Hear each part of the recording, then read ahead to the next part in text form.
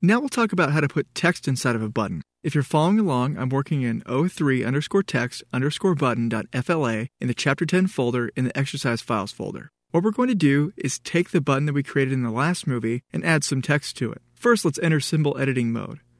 I'm going to double-click the button symbol icon in the library to enter the BTN Simple button. Just like you can create layers on the main timeline, you can create layers inside of symbols.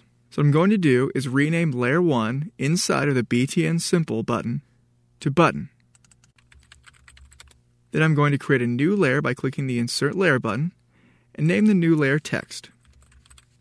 I'm going to lock the button layer, select the up frame of the text layer, choose the Text tool, select Static Text, pick a font, a size, and a color. I'm going to choose Verdana, about 18 for the font size, and white for the color. And I'm going to make the font bold. Now I'll click on the button and type some text inside of the button. I'm going to press Escape to exit symbol editing mode, and V to switch to the selection tool, and I'll move the text in the center of the button. I'm going to use the directional keys on my keyboard to align the text in the center of the button. Now let's test the movie to see what the button looks like with the text on top of it. Press Command Return on the Mac or Control Enter on the PC to test the movie.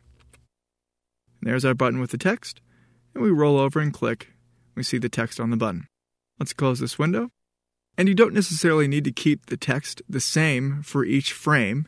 You can always update it just like you update any other element in a button, but I definitely recommend putting text on a separate layer when you put it inside of a button symbol.